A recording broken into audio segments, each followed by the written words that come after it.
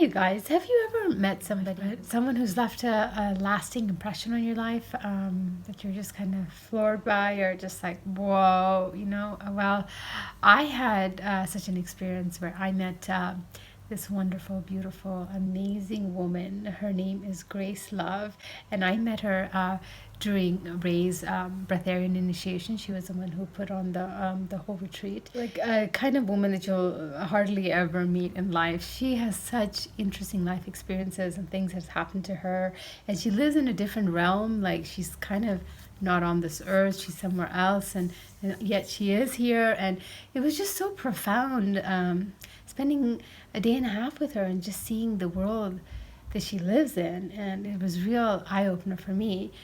And in hindsight, I should have actually interviewed her because she is so amazing. This is the interview that she took of me, and of course I didn't know what question she was going to ask me, so it's a very natural, free-flowing kind of interview. So anyways, here it goes. I hope you guys like it. Bye-bye.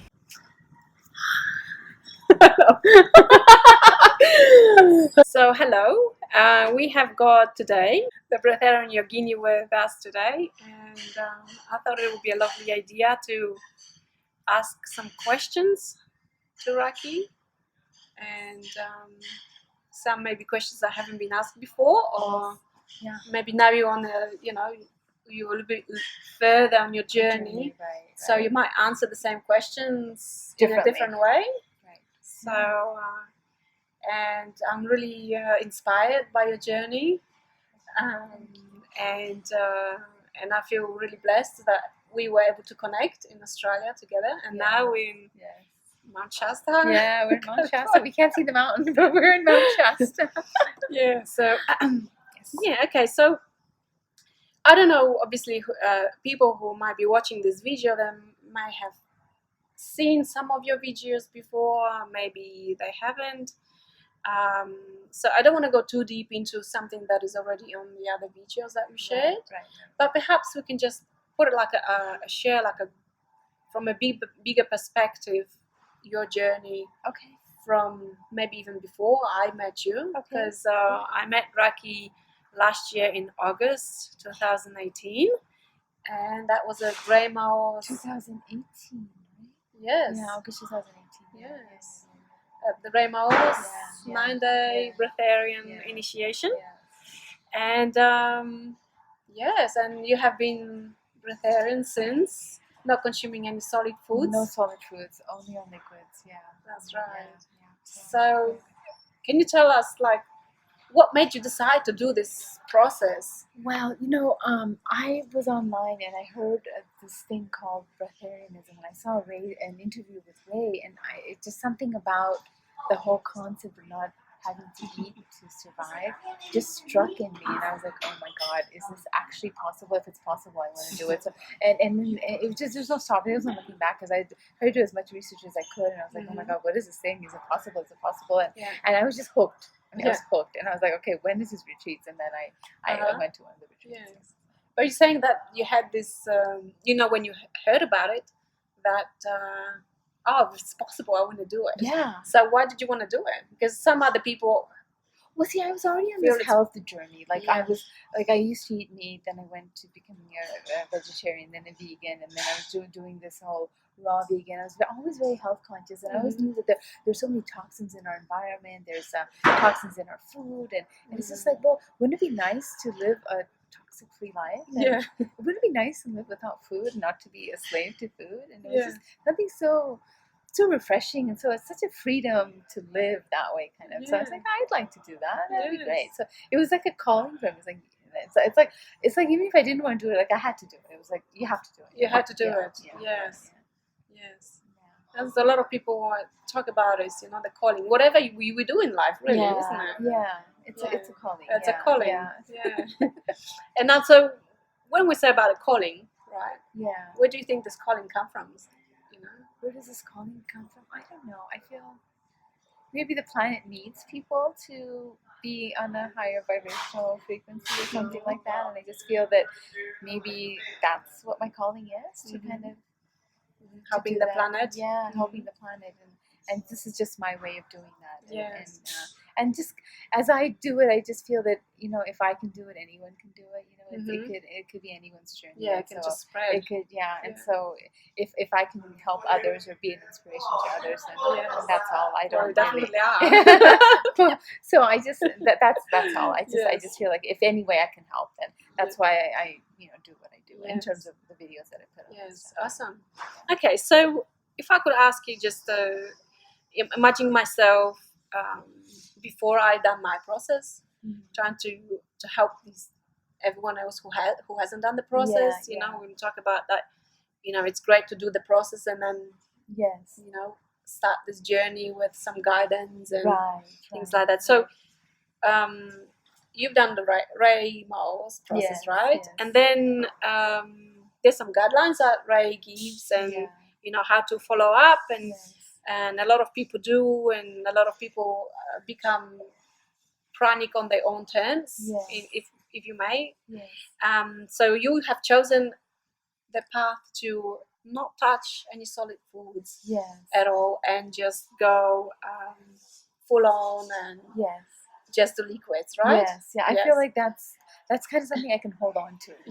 It's like, okay, if I can get further on this journey just by having solids, then just by having liquids. Then I'm just going to hold on to that because there's not like a manual on how to become pranic. That's right. So I'm like, okay, I'm going to hold on to this, and I'm going to see what else there is to discover. So I'm holding on to this one, and then let's see what else there is. So I'm holding on to the liquids here.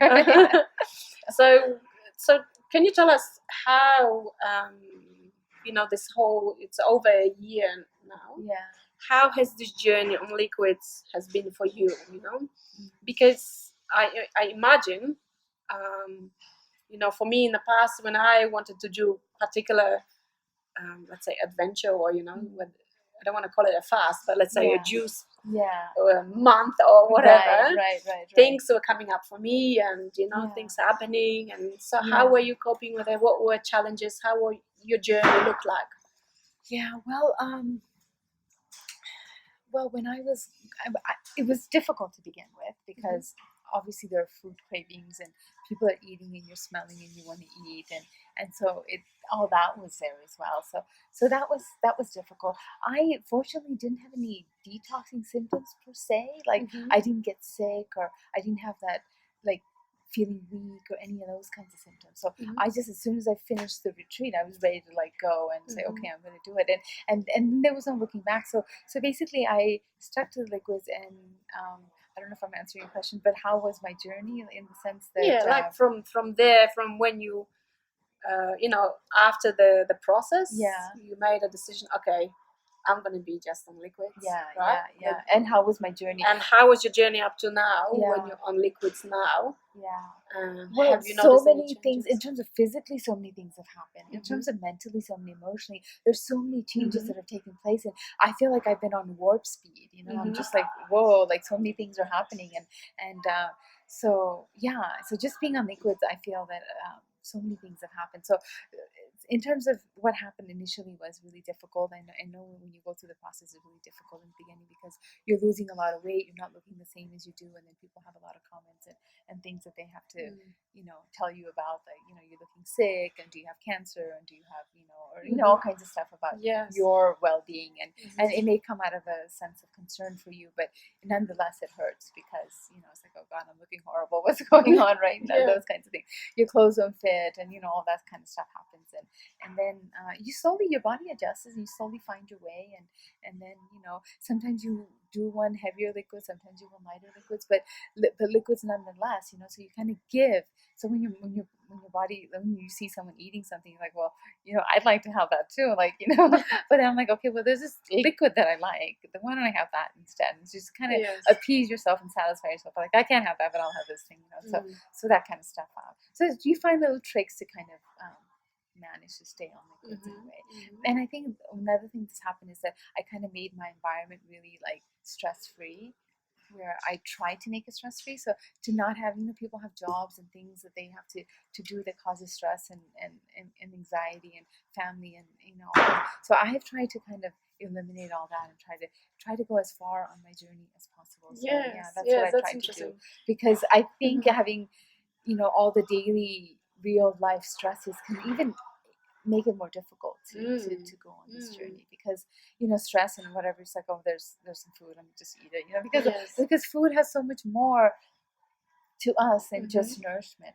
Food has emotional things and all kinds of other things attached to it, and so if you're feeling stressed or feeling something, then you want to grab something and eat it. That's right. And so I've tried to maintain this kind of stress-free environment, so I can just do a lot of meditations or try to really get into this thing, because I've been really serious, like I want to do this, so I'm like, I want to do this. Yes. So when you say eliminate, this stress causing environment, I think situations like work, get rid of relationships that are not working, get rid of things that are not contributing to your well-being and to your highest level that you can be. To get you to that kind of gratitude and happiness level. That's what I'm talking about. Okay. All right. So in terms of family, so you haven't got any family? Yes. Well, I do. I have a son, and so he hasn't ever been. I mean, not ever, but he hasn't. And during my journey, he's actually been quite a support. So he hasn't been a stress or anything. Yes. So he's actually been quite. How young or old is your son? He's 19. He's going to be 19 now. 19. So, Okay. He's 18. Can you tell us how old you are? I'm 49. I'm going to be 49 and a half. I'll be 50 soon. You look amazing. Thank you so much. Thank you. Do you think it's prana that's feeding you and making you look younger and younger each time? Well, it's funny because as I came down on this journey, people said, you're looking older, you're looking worse. So it was that whole transition. But I think my body's kind of adjusted, and thanks for saying that. I look younger, but that hasn't been always the case on my journey. In this pranic journey for the past year. Yes. And I think your body is constantly cleansing itself, and I have so much more energy, and I have so much more life and zest to life. It's like life is great, you want to live it, right? And so, that's right. So the happiness is there, all that is there, and of course I'm sleeping less, and I don't need as much sleep. I get about 4 hours of sleep a night, and 6 is like me sleeping 10 hours for like a normal person. 10 hours, because 6 is like, whoa, that's really good, but 4 hours is good. Would it be 4 hours, let's say, like depending on what you had before, like what kind of juices or liquids you had, or it doesn't really matter? It doesn't really matter, because whatever I consume, I can usually consume it earlier in the day, and so it's not that it's kind of weighing me down towards the end of the day. So I think about 4, but I mean, not to say that 4 is always enough. Sometimes I may go up to 6 hours. So 4 to 6 hours is kind of what I. Okay. And so when you sleep those 4 hours, what kind of time of the day or night is it? Okay, sleep? So I try not to sleep very early, because if I sleep around 9 o'clock, then I'll be up at 1 o'clock in the morning, right? So it's like, okay, and then I'm up, right? So I try to push it, so I'm sleeping around midnight or 1 o'clock, and then I can wake up early in the morning, and then I do my meditations and I do all that kind of stuff. So, yes, I feel like has been my struggle coming back to the family and not sleeping at night. Oh, okay. So we try to adjust to the environment, like obviously right at night. Like when everyone's sleeping, you shouldn't be going around making noise, right? It's like, okay, let me just stay up really late and wake up really early. So it's interesting. Okay. So you've got you eliminated some things that might have been maybe not so supportive of your journey, and then the relationships as well. And you said about the work. So what do you do now for a living? I'm just no, I'm not really doing anything for a living. I'm actually traveling around quite a bit. Okay. So I think this is we have different times in our life where we do different things. So I think this is right now a phase in my life where I'm on this breatharian journey, but I'm also traveling a bit. And I do think, like as I was on this journey, I do think that what happens is you kind of get a little. Like you're not so focused when you're traveling. Like if you're in one place, you can have a routine. But when you're traveling, you're kind of all over the place. So it makes this journey even more difficult. So I think at the end of this year, I'm not going to travel as much because I want to get even more focused. And I think my traveling has made it a bit more tricky. Tricky, okay. Because you travel with people. Oh, let's go out to a restaurant. Let's do this. It's like, it becomes Okay. difficult. Yeah. So I think Okay. I'm gonna, like, at the end of this year, I'm not gonna travel as well. Oh, So, interesting. Yeah. But this year I've just been traveling since February. So. I would imagine that for me, traveling would be easier. Ah. But because of my situations, right, because at home, right? We're then at home, and so traveling right. makes it easier because I don't have to like make sure that everyone is happy with everything and myself and following all the rules of the family environment. Right, absolutely. Yeah, in your situation, family would be. I mean, traveling would be easier. Yes, yeah. In my situation, where I don't have that, yes, actually, traveling is much more difficult. So yeah. But it's interesting how every path of the Breatharian could be different. Yeah. So something else is feeding us. Something else is we're not all the same. We're not all the It's same. not like a template. And our environments are different. Yes, because I have my son, but he's not always. I mean, he's going off to college, and so it's. I'm like a nomad now. Yeah. And now with the routine, for instance, what I was saying about the traveling as well, that helps me because for me it's like when I'm in one spot, it's almost like the energy is stagnant unless I'm exchanging with people, right? Okay. So when I imagine if you were like when you're moving, it's gonna help you too in a way because maybe. a constant flow. But when I'm traveling with people, I'm traveling with a group, and they have their energies they bring in, and then they wanna. So they have breakfast, and then they have lunch, and then they have dinner, and then they have snacks, and it's like it's like I'm constantly around that. Whereas when I'm on my own, I don't have to be around that. I can not be around that. So. Okay. But I think as I go on, I think those things won't bother me. Maybe I'd be like, okay, It's not that I want to eat it. It's just like I think it's past memories of me eating it. Like someone gave it to me. It's like I wouldn't want it. I wouldn't even want to taste it. Yes. Just because. Just like a recollection. Yeah, like and then I'll get hungry. Like it triggers me. It's like, I should be hungry. Like they're eating. I should also. That whole thing is still there. Yeah. Okay. It's interesting. Well, it would be great to do maybe having some conversation, let's say in next year, and see how it changed, from 0 to 1 and from 1 to 2, in terms of linear years. How you're gonna? So, what countries have you visited so far, and what countries are on the map? Oh my gosh, I visited. I was in Iceland, and then I went through Europe, and then to Russia, and then to Mongolia and China, and I've been in the Caribbean this year. This is only this year, and now I'm going to go to Spain, Portugal, Morocco, and then I'm going to go to Central America. So then, and that'll take me to the end of the year. And I've been to Australia. I'm going to go to Australia next year. And I've been to Australia as well. So I mean, I've been to traveling, moving the energy everywhere. I'm moving the energy everywhere. And taking your energy somewhere. Taking it on.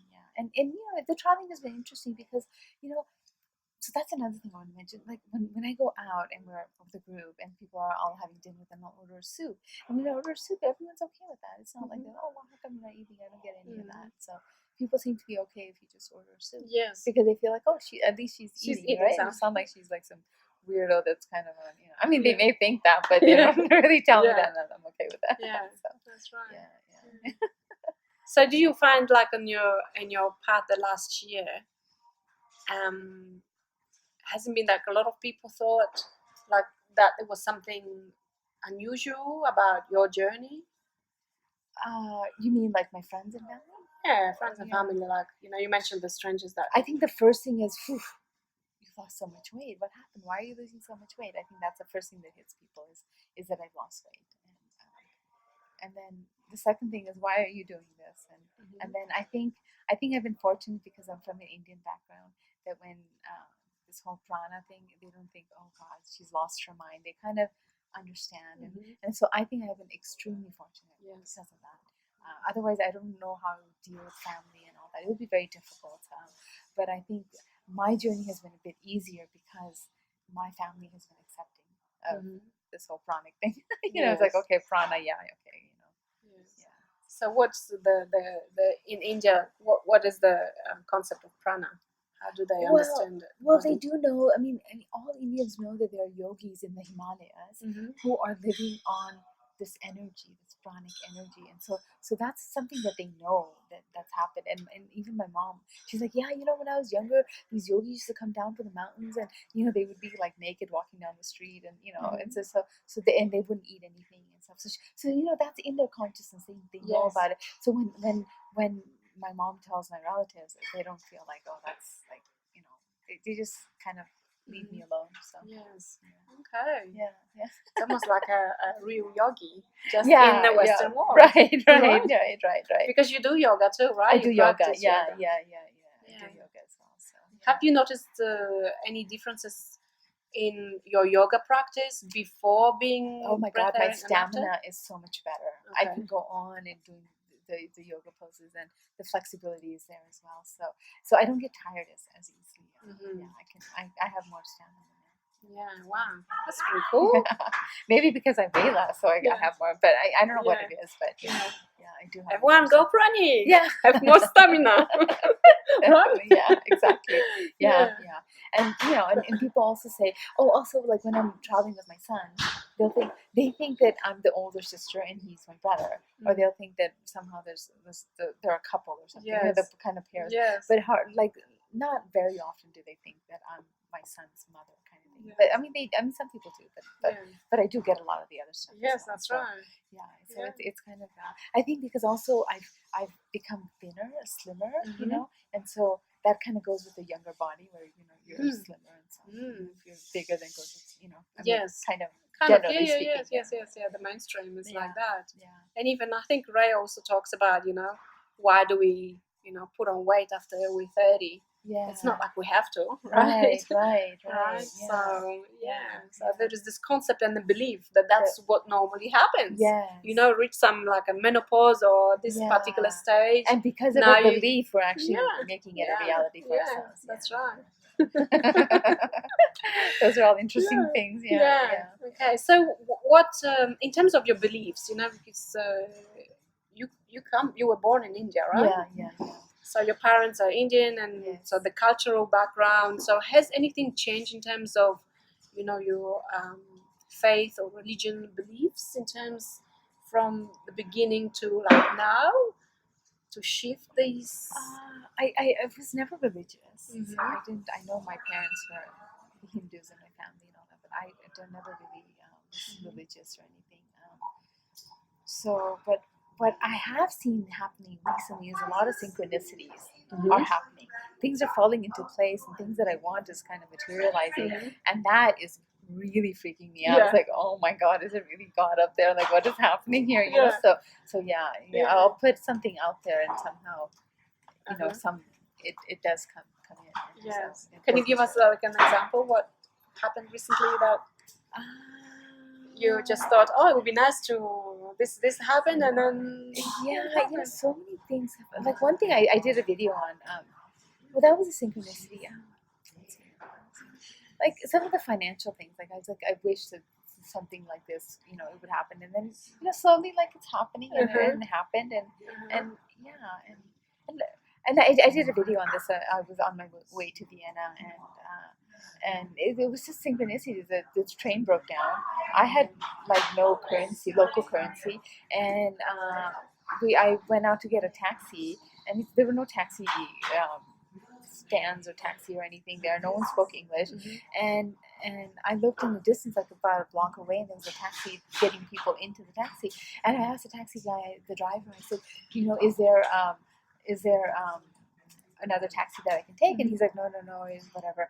And then all of a sudden the door opened up of the taxi, and this woman came out, and she was like, is it just the two of you? And we're like, yeah. And it was my son and I. Yeah. And she's like, oh, okay. Well, why don't you guys get in, because we're going to the same place you guys are going. And they gave us a ride. And it's just almost like the universe is kind of taking care. Yes. That's right. And the rest of the people are still on the platform waiting for this train to come. And I don't know how long they would have been there, but I was like, no, we're going to take a cab home. And we did. It happens. So it happened. So it was like, wow, I keep telling people about these manifesting powers all the time, because it's like, when you like connected in the flow with this energy, and it's, you think it, and it happens, right? Yeah, And sometimes, yeah. but of course, for me, it has to be genuine Yeah. intention. So Yeah. I would say, but sometimes it's like I don't know what's blocking people from taking that next step and believing it. You know, Yeah. believing that it's really that easy. You know, Yeah. it's really. I think a lot of doubts come in, a lot of other things come in, Yeah. and then Yeah. it's not allowed to manifest. Yeah. But if people only found out how easy it was. I mean, I myself, I'm not able to manifest maybe the way you are. You know, Yeah. I'm trying to Yeah. get better at it and Yeah. try to really believe in it and that it's going to happen. But I think it is a belief, like a Yes. belief that you can live on prana. You know, Yeah, it's because not you just said like it's freaking you out a little bit that it's happening like this. Yeah. So it's a belief that no, it will happen, you know. But I'm like, oh my god, it happened, you know. Yeah. It's like, oh, surprise. Yeah, right. Yeah. So Right, awesome. What other benefits have you noticed from being on this path? So you mentioned stamina, yeah. the manifestation, the Yeah. synchronicities, Yes. What other benefits have I noticed? I've noticed looking younger. looking younger. Although some people think maybe otherwise. Yeah, right. But you feel younger? Yeah, Do I you feel younger. Yes. That's the thing. I feel lighter. I feel younger. I feel better. So Mhm. so you don't get colds. You don't get all Yes, that kind of yes. stuff, and it just nothing kind of bothers you in a way. You're kind of in your own energy thing. And relationships around you have changed. Okay. Relationships that How were did they not change? that Yeah. positive have become positive. Okay. You know? So it's like I have changed, so people around me have changed how they deal or interact with me. Yes. So yeah, It I is think beautiful, everything is isn't just it? positive. Yeah, positive. everything So goes into it's like, why would you not do this, huh? It's like Yeah. so positive. So, Yeah. So would you say that any not positive things? No, I think it's just part of the letting go and shedding process in the beginning. Like my hair was falling out, and you just getting used to the fact that your body's changing. And if you can kind of hold on and say things are going to change, so if you can just kind of hold on and say things are going to change, then and say, you know what, this is going to be a journey. So I'm going to hold on for six months or something, and just hold on to Yes. it. Even come what may, just hold on to the liquids. Just you know? make a Just strong make it like will I'm going to intention. do this. Yeah. Yes. And if you do it, then there's no looking back. Yeah. Yeah. What if someone struggles? Because we can hear a lot of people there's some reports of and people ask me. There's another lady who was interviewing me said, what do you think that? Don't you think you might die? Yeah. And I said, it never crossed my mind actually. Yeah. You know. Yeah. Right. So, but Yeah. there's some reports of people dying. Yeah. So what would you say to that? Someone say, "Oh, I can't hold on to it," and then someone feels like, "Oh, I'm gonna." Right. Well, I think if you've gone through I think a person saying that is a person who hasn't gone through the process. But I think if you've gone through the initiation and the process, then I think you already start believing that your body is amazing and you can do amazing things. Because if you can go 4 days without food or water, then you have a new sense of belief, like, oh my God, I could do this. Yeah, that's right. So I think it gives you a new sense of confidence. But I think then is to take it the next step and just hold on to the liquids and just come what may, stick it through. Yeah. And then there's no looking back. That's what I think. Wonderful. Thank you. Thank you so much. Wow. Yeah. So I think it's if we have created some kind of a formula, for people who have not been on this journey, right? No, they haven't done the process. Yeah. And maybe they don't feel the calling. Yeah. Because it's the first time they hear about it, and I think, this is like crazy. I remember when I heard it for the first time. That was long time ago. And I was on my, I was almost vegan. I was vegetarian at the time. Yeah. And then there was something about the raw people, just eating just raw food. Just fruit. Right. And I was like, wow, that's really full on. Yeah. And then I've seen this documentary, I think it was some kind of Scandinavian country, about people living just on energy. Yeah. And I was like, this is like really out there. Yeah. I said, nah, I'm not doing it. I'm not going to watch anymore because it's going to be too much. Okay. But that was now, the opposite of my thing. I was like hooked. Yeah. I said, no, but at the time, it was almost 20 years now, 15, 18, a long time ago. Yeah. But it's almost like this seed was planted. Yeah. It was something there I had. Right. And now from this perspective, I think for us, sharing with people who haven't done it is like, just be open. Just be open, yeah. So, And then anyone can do it. I mean, you just need to feel that that's your calling, or that you can do it. I mean, if you don't feel it, then obviously that's right. It won't happen. It won't because happen. it will have to be within. Yeah, absolutely. And then for those who have done the process, the formula would be come what may, stick to the liquids for 6 months and just stick it through. People may say you look horrible, people may say whatever but just stick to your favorite liquids. It could be even like smoothies, really thick things, you know, as long as it's liquid, just stick to it, you know? That's right. And your body will start changing, you'll start changing, and things just start changing. I would probably say, just from my point of view, also to trust yourself, you know? Really trust, because, and also I think this trust also comes from other people like yourself, you know, you've done it for a year. So if there is someone, you know, and you're real, right? You know, there's other people like that who have done this process, and this journey is possible. It's we're not talking about something is not possible. We're talking about how is it possible now? Because we know it's possible. And it's just the perseverance to kind of stick it through. And I know that life happens, things happen, whatever. But if you really want to go on this journey, you know, my only thing would be just hold on to the liquids and just take it through for 6 months, and you'll see your life. I mean, you probably won't go back to things. Beautiful. I'm just trying to look at the. Oh, okay. So, what tips would you give it? Just looking at my questions. What here. tips? Like tips for people. Let's say, like, you know, you mentioned like hold on to these liquids and I think that's. But sometimes it's hard to hold on, right? You said there's gonna be comments, the family. You know, not everyone can just leave the job, you know, or leave the family and go away and go on travel. So for those people who are, let's say, typical human on the planet, let's say the majority, the average person, without being, you know, worse or better, just someone, you know, the general population, working. I think a lot of changes might need to happen. Because if you're working at a job that you don't like, then you're not going to be happy. I think in order to be on this path, you need to be happy.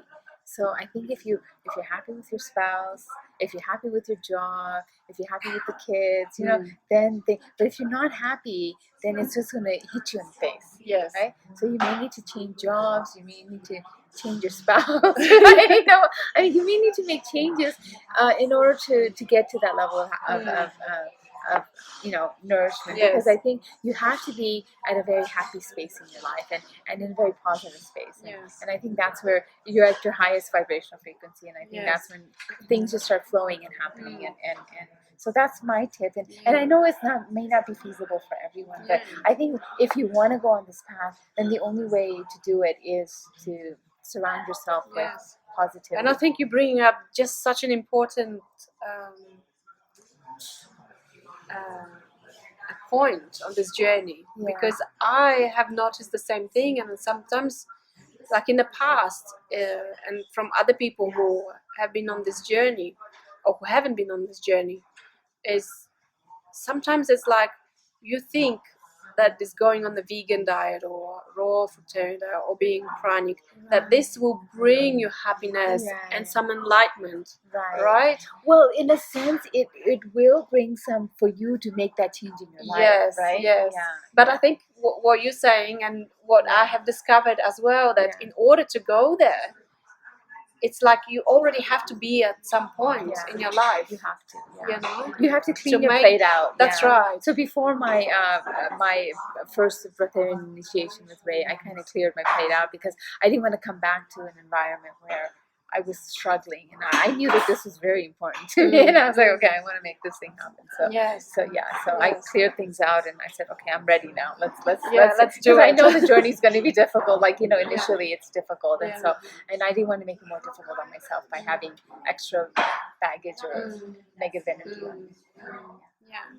So in a way, you have to be happy to do this and not the other way around. Right. You have to be happy. You have to be in that happiness And state. the happiness state If already. you're not in the happiness state, you're just going to start eating because food will just kind of give you that happiness sometimes that you need. So you have to be at the really happy state. Yeah. And I think what also food will do, Yeah. just now I'm thinking about it, Yeah. you know, that we will search for that food when we're not happy to make us happy. Yes, absolutely. Right? Yes. And the food will find you because you go to a restaurant or something, it'll be right there. Oh, I want that. Yeah. You know? So, yeah, definitely. Yeah. Food is incredible. Yeah, it is. Yeah, food has Our so many relationship. purposes. Yeah, we have an incredible relationship with food. Yeah, yeah. It's like breaking. It's like I keep thinking of it as addiction. It's like breaking that addiction. Yes. We've been addicted since we were born, right? It's like now, how do you break it? It's difficult. So it's a slow journey. It's like not like overnight. You're gonna be like, oh no, I'm Pranic, I'm a Breatharian. No, it's a slow journey. And it's continuing on my journey. You know? That's right. Yeah, it's right. Yeah, well, thank you. Great. Yeah. Thank you, Grace. I had a nice time Yeah. chatting away. Awesome. Well, thanks Thank you very much. watching. Thank you for watching. Yeah, bye.